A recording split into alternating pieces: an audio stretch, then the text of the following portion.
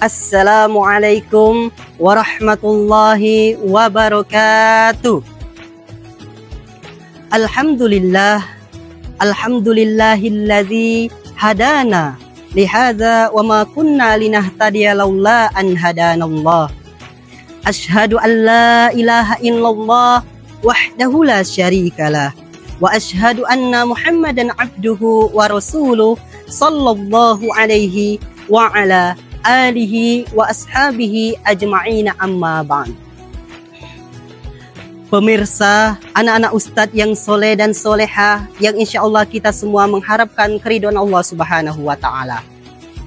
Alhamdulillah, alhamdulillahirabbil alamin, segala puji hanya milik Allah subhanahu wa ta'ala yang telah melimpahkan begitu banyak nikmat dan karunia-Nya kita kepada kita semua, sehingga pada detik ini kita masih bisa melaksanakan ibadah puasa dengan semangat, melaksanakan ibadah puasa dengan sehat. Kenapa?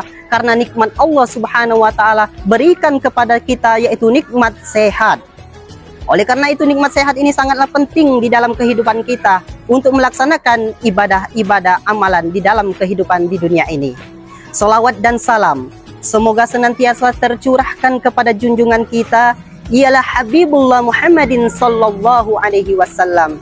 Ialah Nabi yang memberikan tauladan yang baik kepada kita semua, sehingga dengan mudahnya kita melaksanakan ibadah-ibadah di dunia ini.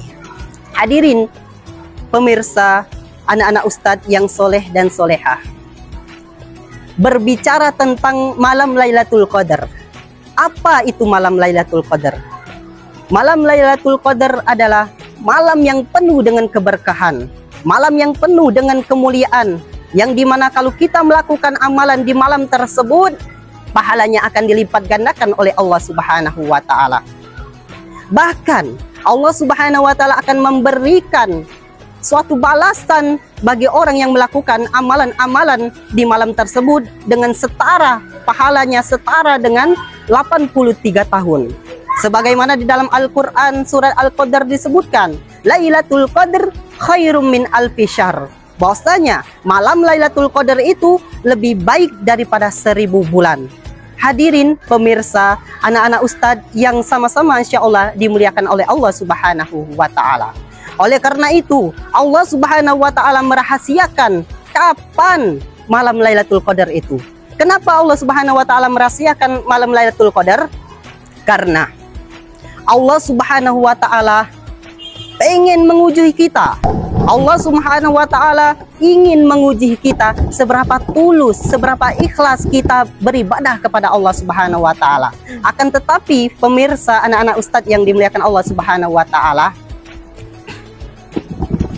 Nabi Muhammad sallallahu alaihi wasallam memberikan tanda-tandanya. Allah merahasiakan, tetapi Nabi Muhammad sallallahu alaihi wasallam memberikan kita tanda-tanda terjadinya malam Lailatul Qadar tersebut. Sebagaimana di dalam sebuah hadis disebutkan, Lailatul Qadar taharrau Lailatul Qadar fil witr minal asril awakhir min Ramadan.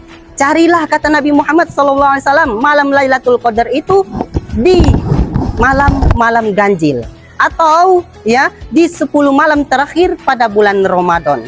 Ini hadis Nabi memberikan tanda-tanda kepada kita yang pengen mendapatkan, meraih keistimewaan di dalam bulan suci Ramadan. Yuk kita cari di malam-malam ganjil, kita cari di 10 malam terakhir bulan Ramadan. Insya Allah ya banyak keistimewaan-keistimewaan yang akan kita dapatkan.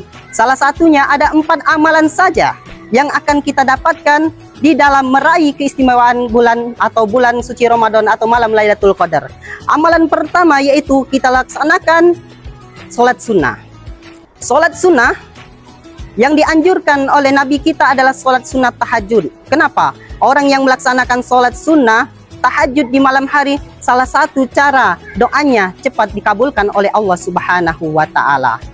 Yang kedua amalan yang harus kita lakukan supaya kita bisa mendapatkan malam Lailatul Qadar, yaitu senantiasa berzikir kepada Allah subhanahu wa ta'ala, mohon ampun kepada Allah subhanahu wa ta'ala, terutama perbanyak zikirnya di 10 malam terakhir, perbanyak mohon ampunnya kepada Allah di 10 malam terakhir, karena Nabi Muhammad SAW saja senantiasa berzikir, senantiasa memohon ampun, beristighfar kepada Allah subhanahu wa ta'ala ya setiap harinya minimal 100 kali. Ini astaghfirullah yauman mi'ata marrah. Sungguh aku beristighfar mohon ampun kepada Allah Subhanahu wa taala 100 kali di dalam seharinya. Itu Nabi Muhammad, ya.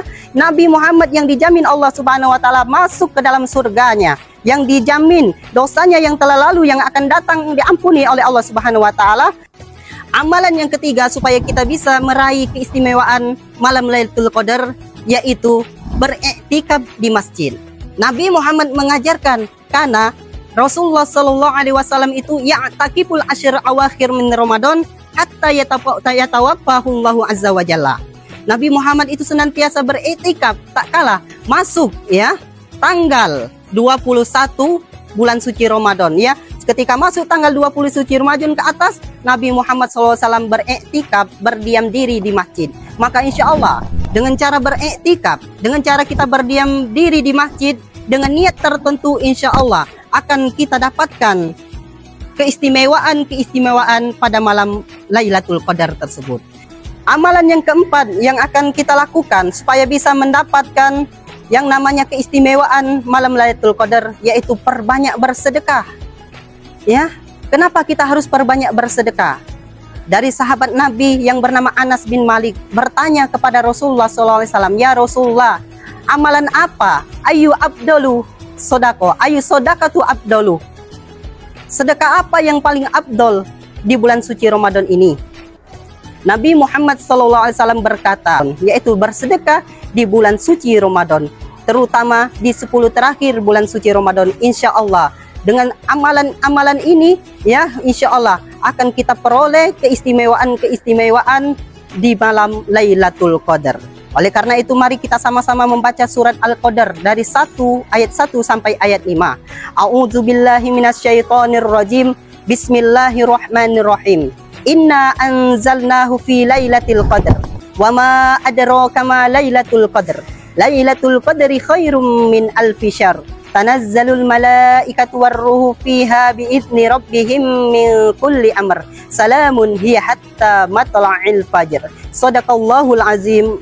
Hadirin pemirsa, anak-anak Ustadz yang soleh dan soleha, begitu saja kultum singkat Ustadz ya. Semoga anak-anak Ustadz yang soleh dan soleha dan pemirsa yang lainnya yang menyaksikan kita, semoga kita semua bisa diperkenankan oleh Allah Subhanahu wa taala mendapatkan malam Lailatul Qadar. Barakallahu fikum. Wassalamualaikum warahmatullahi wabarakatuh.